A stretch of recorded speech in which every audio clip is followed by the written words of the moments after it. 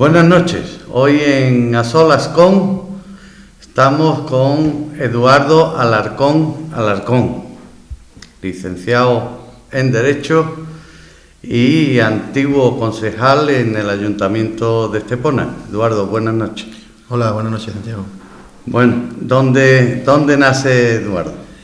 Te iba a decir, perdón que te corrija, a mí siempre me gusta mucho que lo de derecho yo digo que es una cosa adjunta a mi condición de ex ferroviario. Diciéndote esto te contesto que nací en Antequera y viví en una pedanía de Antequera que se llama Colonia de Santa Ana, pero mi labor ferroviaria se desarrolló en toda España, pero el espíritu ferroviario viene de la zona de Bobadilla, que como conocéis un término, o era un nudo ferroviario bastante importante, y nada más. O sea que cambia la alta velocidad por la lentitud de la justicia. Sí, fíjate qué curioso que diciéndote esto de mi lugar de nacimiento, más que de nacimiento, donde me crié, y en la zona donde me crié, me contaba mi abuela que en aquellos antiguos transportes de los caminos con los caballos y los cambios de postas creo que le decían, había un cortijo que le llamaban y que le llaman la Venta del Monte, y ahí precisamente es donde está el AVE, y ahí precisamente en la estación de AVE de Antequera, Santa Ana, y ahí precisamente es donde yo me he criado, por lo tanto, pero es verdad, llevas razón, y cambié la rapidez del AVE por la lentitud de la justicia, y bueno, vamos a dejarlo en lentitud, porque evidentemente si es lenta no es justicia.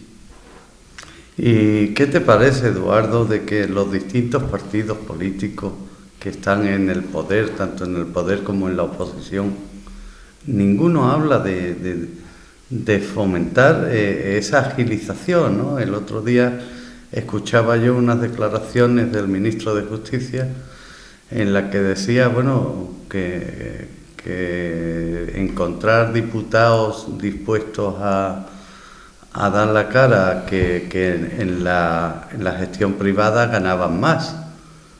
Bueno, pero el que está ahí es por vocación principalmente, o debe de ser, no por lo económico, ¿no? Yo entiendo que sí, que el tema político es un tema vocacional que además yo creo que debe ser un tema transitorio, de una etapa corta de la vida, 8, 10 años, en torno a un par de legislaturas, y que evidentemente se está en política porque se quiere, por el interés de llevar a cabo tus proyectos políticos, y que las consecuencias de eso, si ganas más o ganas menos que en tu vida privada, pues las tienes que asumir porque para eso te presentas voluntariamente. Y bueno, eso es una de las cuestiones que parece ser que de determinadas organizaciones políticas se tienen muy en cuenta, pero yo desde luego las veces que he estado en política nunca me he planteado esa situación y siempre me he dicho que he estado dignamente pagado para las funciones que realizaba, y por lo tanto estoy totalmente de acuerdo con lo que dice. La justicia, tú lo decías, va lenta.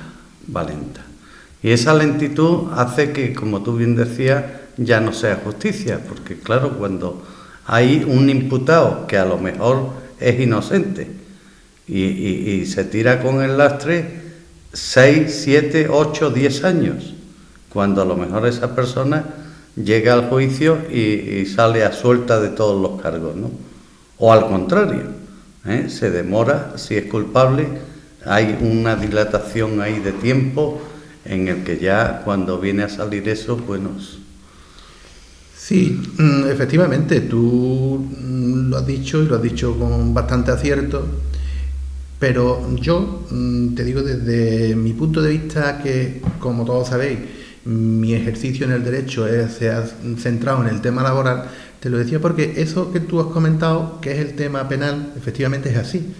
Pero si me lo llevo a mi terreno, y en este caso mi terreno es el terreno laboral, yo lo veo que es todavía peor. Peor en el sentido de que una persona que lo despiden, y aquí en este pueblo desgraciadamente tenemos ejemplos, o una persona que está pendiente de una pensión, una persona que está pendiente de cualquier tipo de prestación. Sí, la situación que normalmente pasa, porque antes incluso de que te despidan, te tiras unos meses que cobras poco, cobras mal, y después te despiden, te vas a la calle, si tienes desempleo, te has comido el desempleo cuando llegue la resolución judicial, y si no lo tienes, peor todavía, y además tienes que esperar a que te resuelva un juzgado, vete a ver cuándo, y con los tiempos empiezan a pesar la situación de, bueno, con el tiempo que hace. Con esto hago también una crítica, una fuerte crítica a la relación, a la reforma laboral y a uno de los derechos que se retiró y que parece que no se puso todo, no se hizo todo el hincapié que se debería de haber hecho, y en este caso desde los agentes sociales, y me refiero a la supresión de los salarios de tramitación, que son los salarios desde que despiden a un trabajador hasta que el juez se pronuncia. Esto ya no solamente tiene el inconveniente, no me quiero enrollar mucho con este tema, tiene el inconveniente de que el trabajador no los cobra, sino tiene otro inconveniente añadido, y es que los juzgados, como no tienen, como tenían antes, el imperativo de que tenían que poner la sentencia dentro de los 60 días después del despido, y si no, esos salarios iban al Estado, como ahora no hay salarios, pues lo que antes te citaba un despido entre 2 meses, 3, ahora hay juzgados que te están citando en 1 año, y si vas a la sala, 2 años, y si ya vas al Supremo, pues te olvidas hasta que del tiempo que ha pasado. Y eso en una situación, digo que algunas veces, iba a decir harto difícil, pero algunas veces insoportable, entonces esa lentitud, evidentemente que no es justicia, claro que no es justicia. Aquí nos ha tocado, y de hecho tú lo estás viviendo muy de cerca, el ERE del Ayuntamiento de Estepona, que después de 27 meses el Supremo da una sentencia que ahora no sabemos si dice blanco o dice negro. Devuelve a la Sala de Málaga del Tribunal Superior de Justicia y no sabemos si el juicio hay que comenzarlo de nuevo, hay que continuarlo a raíz de la prueba pericial, y entonces otra reclamación y otro tiempo de espera. Sí, eso del refranero es como decía el otro, son gargos o son podencos, pero lo cierto y real es que los trabajadores creo que fueron despedidos en finales de julio o agosto del 2012, y ya a cerca de 3 años vista estamos sin una resolución firme, y bueno, el Supremo ha dicho lo que ha dicho, como tú dices, que no se sabe si ha dicho A, si ha dicho B, si ha dicho A y B o lo que ha dicho. Pero lo cierto es que no solamente lo que ha dicho, sino el tiempo que ha tardado en decirlo.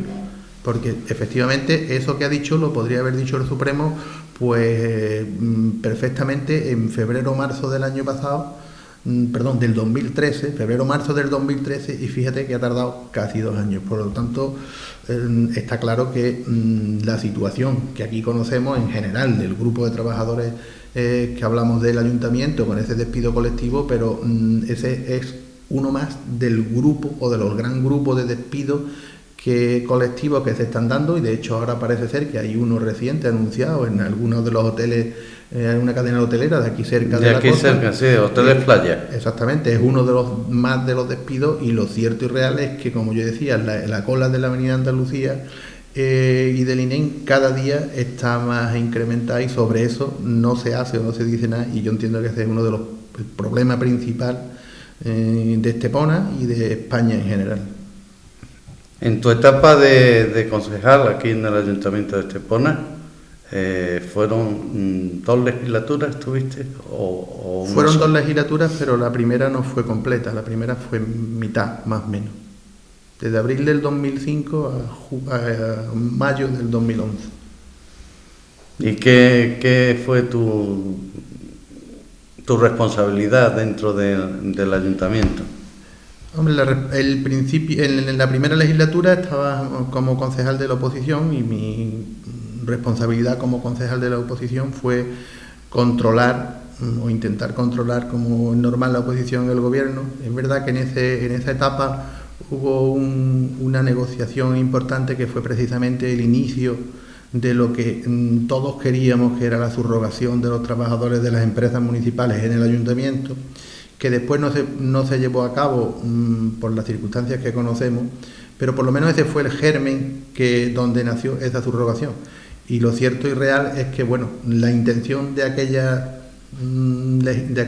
corporación era la subrogación sin más, con todos sus derechos, y que los trabajadores continuaran trabajando, cosa que después hemos visto que no ha sido. Y bueno, esa fue un hito importante en esa legislatura de 2007-2011, creo que fue el periodo. Y la segunda fue, iniciamos la del 2011,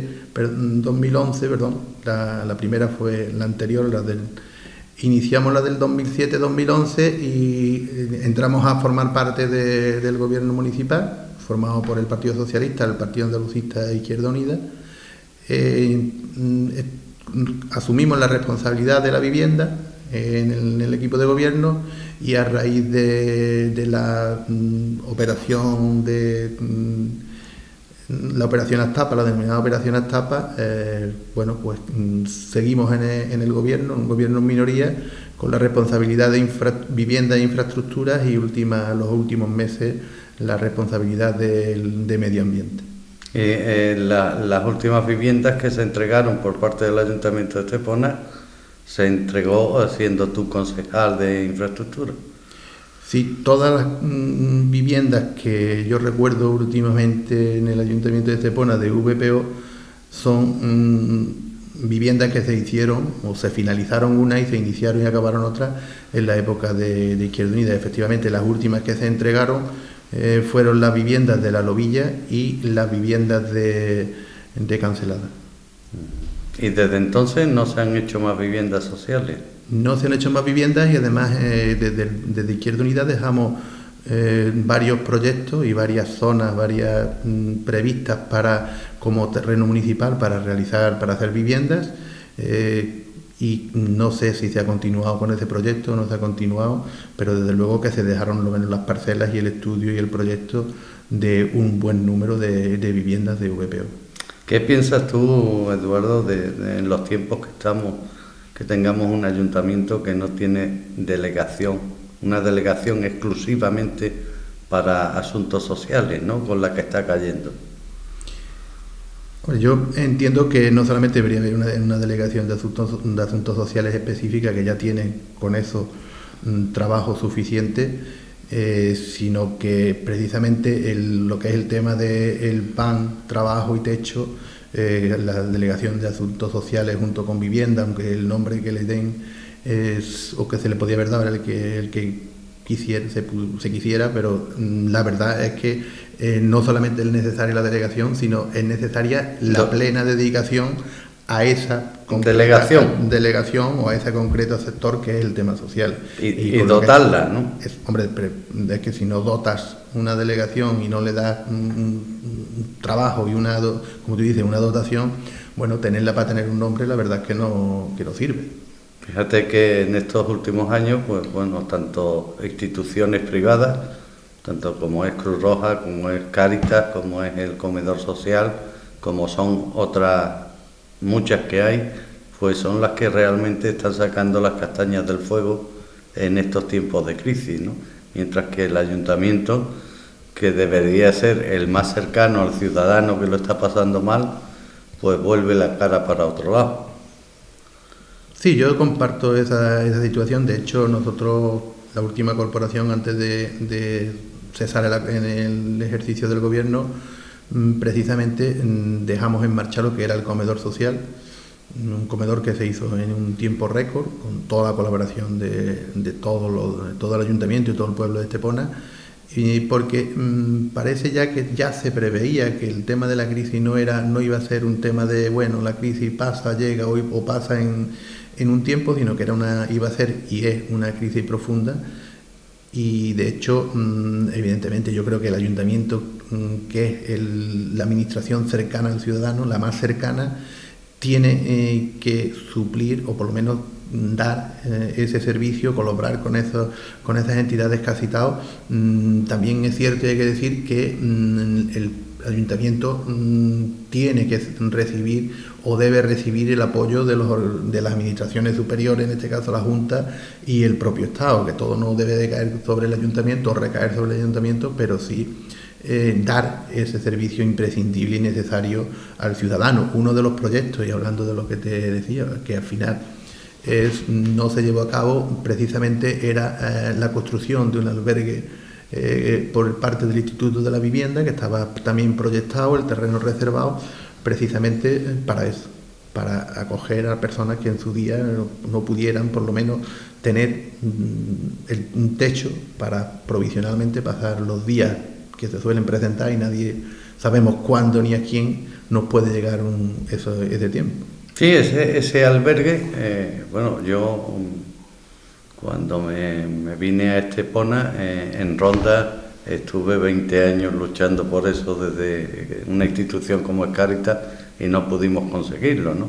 Cuando la ley dice que los ayuntamientos de más de 25.000 habitantes, creo recordar, necesitan tener unas instalaciones para el transeúnte que va de paso, pero no solamente para el transeúnte, sino que para aquellas personas, como desgraciadamente estamos viendo todos los días en prensa, en radio, en televisión, esos desahucios de personas mayores, de personas con niños pequeños, y lo vemos, pero después no se nos cae la cara de vergüenza de mirarnos unos a otros.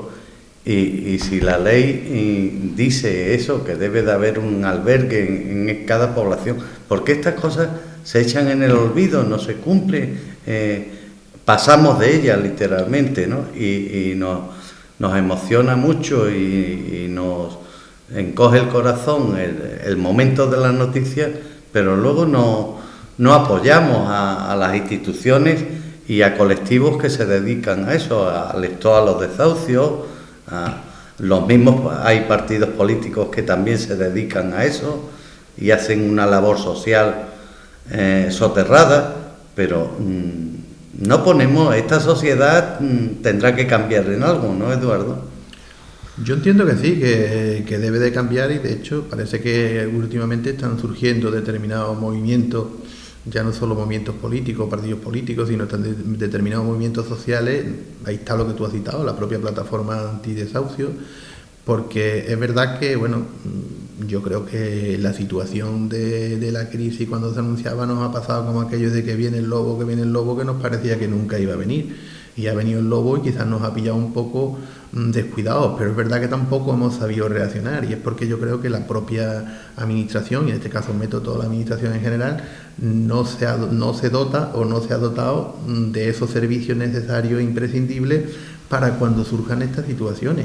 Porque, no sé, pero una reserva de determinadas casas, de determinados pisos para cuando se produzcan esos desahucios de personas que se echan en esas situaciones que estamos viendo a diario, pues posiblemente no habría mucho problema que lo tuvieran los propios ayuntamientos. Pero además de eso, yo creo que ya no solamente hablando de desahucios, que lo que tendría que haber es que no los hubiera.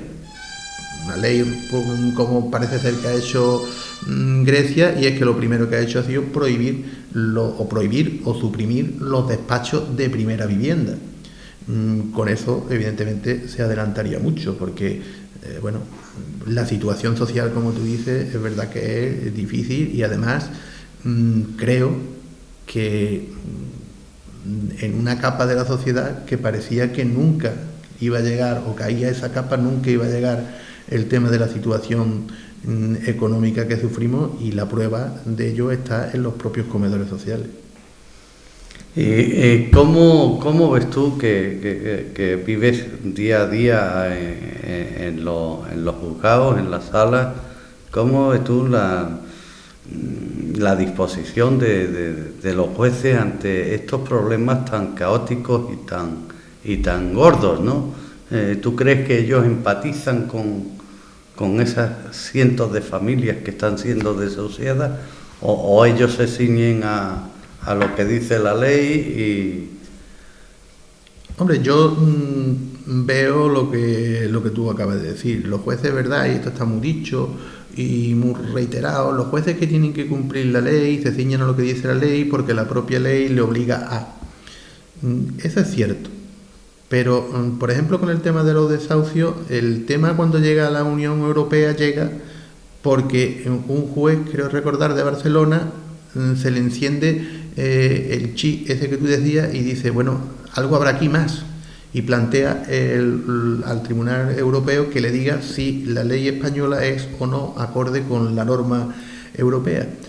Dentro de esa interpretación, que es verdad que tienen que, o dentro de ese cumplimiento de la ley que tienen que hacer los jueces, las leyes también tienen interpretación, y interpretar de acuerdo con determinadas circunstancias que concurren en el caso. No es lo mismo una situación que otra, y ahí es donde ese poco margen que posiblemente le deje la ley es donde se puede rascar un poco para conseguir resoluciones que, bueno, pues si no sean muy favorables, por lo menos no sean lo que es el desahucio puro y duro. Pero yo, de los temas sociales que conozco, ya no tanto en el tema de desahucio, sí es verdad que tienen cierta sensibilidad los jueces, y me vuelvo otra vez al tema de lo social. Es cierto que tienen cierta sensibilidad, pero también es cierto que hay otra parte que tiene el mismo chip de la crisis metido en mente, y es que la cosa está tan mal que, bueno, ¿qué vamos a hacer? Si te han dado 20 días de despido, pues te conformas con eso. Te tendrás que conformar. Además, si te lo han pagado, ¿qué vamos a hacer? ¿Qué vamos a hacer? No, mire usted, interprete usted un poco la ley de acuerdo como le dicen incluso los propios tribunales superiores en algunas veces. Pero bueno. Hemos retrocedido los trabajadores en cuanto a derechos fundamentales, que ha costado años conseguirlo.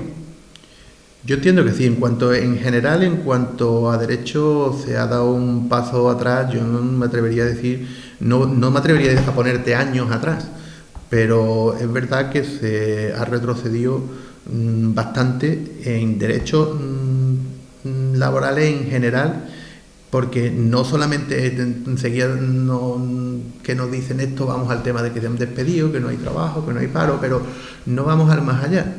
Eso en el sistema que tiene España, incluso del tema de las pensiones, que son pensiones contributivas, que es cuanto más pagas, más cobras, está claro que hemos retrocedido. Bueno, ya no es como alguien dice por ahí, que antes siempre tenías la esperanza de que ibas a vivir mejor que tu padre. Ahora ya no vas a vivir mejor que tus hijos no van a vivir mejor que tú, sino que van a vivir peor, y con el tipo de contratación, contratos a 2 horas trabajando 8, contratos a media jornada trabajando 12, hoy no te llamo, vente mañana, o contratos que hacen para eventos concretos de minutos. Yo diría que si el sistema de seguridad social no se cambia, aquí los jóvenes que hoy tienen en menos de 30 años, pocos van a llegar a cobrar una pensión medianamente digna, porque claro, si vamos a llegar dentro de 10, 15 años a cobrar una pensión que va a estar rondando el salario mínimo interprofesional, es decir, volvemos a más de lo mismo. No se ha retrocedido en un montón de derechos, ya no solo en el derecho inmediato, sino en general en el grupo de derechos que se desarrollan a lo largo de toda tu vida, tanto vida laboral como vida después de haber contribuido con un pago que has hecho mes a mes a lo que es tu jubilación y tu derecho al descanso después de haber trabajado algunos hasta 30 o 40 años. Sí, es una pena, pero es así de crudo y de real, ¿no? ¿Y qué me dices de la moralidad, ¿no? del político, cuando el salario base en este país está en 650 euros, esos sueldos astronómicos, no sé, 10 veces más del salario mínimo interprofesional, ¿no? 10, 15 veces, no sé, una barbaridad. En ese tema, los salarios, tanto el tema del político, por llamarle de alguna forma no profesional, pero el político que lleva ya un tiempo en política, y determinados sectores y determinados cargos directivos de determinadas empresas, yo creo que eso debería estar limitado por ley. Debería estar limitado por ley, porque ya no es 10 veces, 15 o 20, sino después los contratos, las cláusulas, y después las puertas giratorias, etcétera, etcétera. Y lo que tú dices ya, y hay una cosa que también se nos pasa muchas veces desapercibido, que es que una cosa que le llaman, que es el IPREN, y eso dice uno, ¿qué es el IPREN? Bueno, pues el IPREN es un salario, un índice que establece el gobierno, que es menor que el salario mínimo interprofesional, y casi todas las pensiones pagos de desempleo, de ayudas, etcétera, etcétera, van referidos al IPREN. Es decir, que todavía es menos. Si tú cobras el 75% antes del salario mínimo, no, ahora del IPREN, que es menos que el salario mínimo interprofesional, y que si superas ese porcentaje del IPREN, ya no tienes derecho a cobrar la prestación. Por lo tanto, son, ya te digo, situaciones que provocan, eso, que vayan que esté un trabajador como te digo, con un contrato a tiempo parcial de 2 horas echando 12 y resulte que no le paguen ni el salario mínimo interprofesional porque, bueno, como estás cobrando, le pagan sobre las 2 horas y después estás viendo a pocos metros a alguien que tiene un salario que duplica el del presidente del gobierno o la propia presidenta de la Junta. Sí, y debería de estar, como tú bien dices, regulado por ley, porque no es normal que en un ayuntamiento de una población de 70.000 habitantes como la que estamos, que es Estepona, bueno, pues un concejal gane 65.000 euros al año. Creo que eso no es moral, ¿no? Cuando se despide a trabajadores que ganaban 1.200 euros porque no se puede mantener.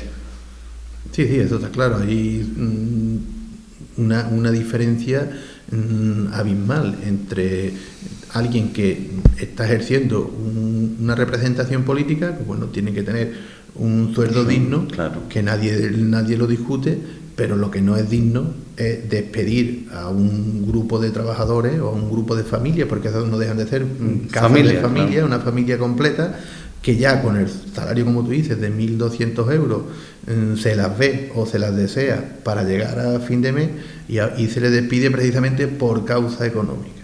Por causa económica, cuando el resto del grupo, ya no voy a un tema puntual, pero el capítulo 1 de cualquier presupuesto pues es de un montón de millones y se despide a una serie de trabajadores por esa situación. La verdad es que, bueno, medidas como esta parece ser que se iniciaron aquí en este ayuntamiento y en el de Jerez, pero afortunadamente por ahora en los ayuntamientos de la zona no se ha seguido la misma. Sí, ahí está Marbella, que está al lado, y es el mismo partido que gobierna, como es el PP, y ahí no solamente no han tocado los sueldos, sino que no han tocado a ningún trabajador, ¿no? No, en Marbella, que yo sepa, despido no ha habido ninguno, ni despido incluso ni rebajas salariales, y se están incluso llegando a acuerdos a través del la propia representación de los trabajadores con el ayuntamiento, acuerdos dentro de lo que la situación en que estamos, bastante bueno. Claro, aquí hubo un acuerdo un año antes del ERE de renunciar pues a ese convenio, ¿no? Sí, hubo un sacrificio bastante importante por los trabajadores en cuanto a determinados complementos, determinadas cantidades que se venían percibiendo, que suponía un ahorro importante, y yo creo que los mismos trabajadores en general, salvo, bueno, podría haber excepciones, hubieran estado dispuestos a hacer otro sacrificio que hubiera sido también sufrir más asumible, ¿no? Antes que perder el puesto de trabajo, con compañeros y amigos y familias, porque también habría familias que se han visto divididas, hubieran estado dispuestos a llegar a cualquier tipo de acuerdo antes que perder el puesto de trabajo. Por supuesto, pero claro, lo que sí se está viendo a lo largo del tiempo, que ya se veía al principio, ¿no? El poco deseo de negociar, en cuanto y en tanto pedía la unanimidad de los sindicatos en vez de la mayoría. Sí, eso está claro. Eso, tú puedes llegar a una mesa de negociación no queriendo negociar y puedes poner 40.000 requisitos para no decir no quiero negociar. Pero bueno, eso tiene las patas muy cortas, como se dice, ¿no? Porque se sabe claramente cuando tú te sientas allí y dices quiero esto y de aquí no me muevo, por lo tanto, de negociación poco, más que negociación, imposición. Si quieres esto, sí, y si no, también. Claro, como el publicar las listas de los trabajadores despedidos 24 horas antes, ¿no? De que en plena negociación, cuando eso es el más absoluto secreto, ¿no? Hombre, debe serlo, claro, pero quien da la lista tendría algún interés en que se filtrara, hubiera determinada división y dividir a los que están en la lista y los que no están en la lista. Pero de todas formas yo creo que había muchas posibilidades de haber intentado solventar ese problema, y lo que también me extraña es el cambio tan rápido de lo que fue esa campaña que yo viví y determinadas manifestaciones donde ninguno de los grupos, o creo recordar que ninguno de los grupos políticos que nos presentábamos a las elecciones en su programa electoral llevaba el despido de trabajadores, todo lo contrario, ¿no? Ese era el espíritu que decía yo del principio, del primer acuerdo, aquel que creo recordar que era de algo de abril o mayo del 2007, posiblemente me falle la memoria ahí. Sí, de mayo de 2007. Ese era el espíritu, y sin embargo después, de forma inmediata, se llega a un acuerdo donde los trabajadores hacen un sacrificio por agosto del 2011, creo recordar efectivamente. Y después de ese sacrificio viene el otro, que ya no es sacrificio, el otro es fuera, pues mire usted.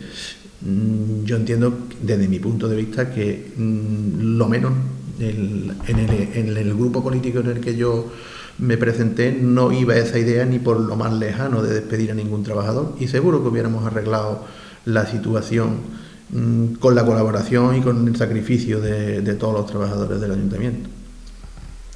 Bueno, Eduardo, ha sido un placer estar en esta pequeña charla en esta mesa de camilla, hoy un día de frío, aunque aquí el tiempo es más benigno que donde tú naciste. Ahora actualmente resides en Málaga, ¿no? Ahora actualmente resido en Málaga, sí.